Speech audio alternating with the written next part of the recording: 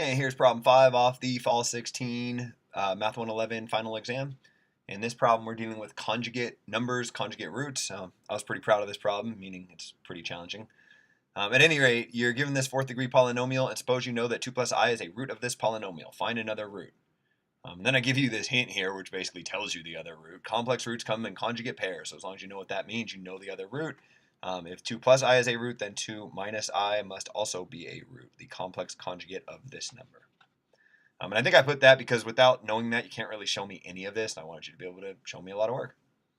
Using the two roots from part A, use the factor theorem to find two factors of g. Okay, so the factor theorem, we've seen this already, tells you that if r is a root, x minus r must be a factor.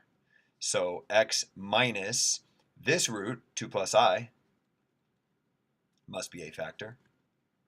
And x minus this root, 2 minus I, must also be a factor. If you don't like having the nested parentheses, you can take these negatives and distribute them through. I typically don't, but it's up to you. You can do whatever you want. Here's two factors of g. Multiply the two factors from part B to get a second degree polynomial that divides into g. In other words, multiply these guys together. FOIL this thing out. Well, if you had distributed these negatives, you're multiplying something that has 3 terms times something that has 3 terms. Maybe use the box method that I showed you in class. But the way it's written now, you can kind of view this as just 2 terms. This x times this x gives me x squared. This x times this negative 2 minus I gives me negative x times 2 minus I. But this x times this negative 2 plus I gives me negative x times 2 plus I. And then the L in FOIL would be this 2 plus I, this negative 2 plus I times this negative 2 plus I. The negative times the negative gives me a positive. And I'll still have to figure out what is 2 plus I times 2 minus I. Okay, and then I can simplify this. If I take this negative x and distribute it through, I get negative 2x plus xi, because this negative x times this negative I gives me positive xi. But if I take this negative x and distribute it through, I get negative 2x, and then I get minus xi, which will be really convenient because these xi's will cancel out in the next step. And then anytime I multiply a complex number times its conjugate, I should just get a real number. To figure out what real number this is, I have to FOIL again. 2 times 2 is 4. The 2 times the negative I cancels with the 2 times the positive I. So I have 4 plus, and then positive I times negative I is negative I squared. But let's write this off to the side. 2 plus I times 2 minus I ends up giving me 4 minus I squared, because the negative 2i and the positive 2i, the O and the I in FOIL would cancel each other out. But I squared is negative 1, so it's negative negative 1. In other words, positive 1, that's equal to 5. So what I get over here is just a plus 5. So if I clean this up, I'll get a second degree polynomial. I'll get x squared minus 4x. That came from this negative 2x and this negative 2x, plus 5. Because the plus xi and the minus xi cancel each other out. This second degree polynomial needs to divide evenly into my original polynomial. And that's because if it didn't divide evenly into that original polynomial, that would mean these two guys weren't both factors, but I know they're both factors, so it must divide evenly. So use this guy in polynomial long division to begin factoring. What I'm saying is take x squared minus 4x plus 5 and divide that into x to the 4th minus 6x cubed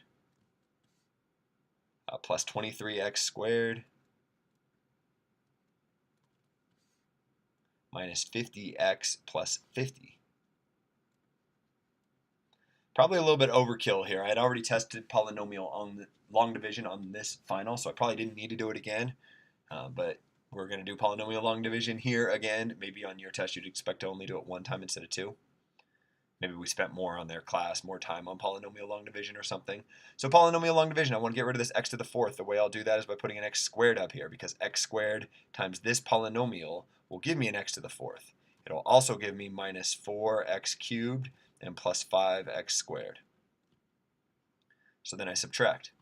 This column goes away. Negative 6 minus negative 4 leaves me with negative 2, because minus negative 4 is the same as plus 4. Negative 2x cubes. 23x squared minus 5x squared gives me 18 of these x squared things. And then I bring down that negative 50x, and I repeat. want to get rid of this negative 2x cubed. In order to do this, I'd put a negative 2x up here. Negative 2x times x squared gives me negative 2x cubed. Negative 2x times negative 4x gives me plus 8x squared. And negative 2x times positive 5 gives me negative 10x. And I subtract. 18. Okay, first, if you subtract here, those cancel. 18 minus 8 gives me 10 of these x squareds. Negative 50 minus negative 10 is the same as negative 50 plus 10, which would give me negative 40 of these x's. And I got a plus 50. So to get rid of this 10x squared, I'll put a plus 10 up here. And sure enough, this 10 times this polynomial will give me 10x squared minus, oh, come on. All right, before this program crashed on me again, I think this is about where I left off. We were doing polynomial long division, and we're down to just about the last step because this thing has fantastic timing. We were trying to get rid of this 10x squared, and I think we decided we put a plus 10 up here because then when you multiply it by that polynomial, you get 10x squared minus 40x plus 50. And sure enough, when you subtract, you get a remainder of exactly 0, which tells you that this divides evenly into this and gives this as the answer.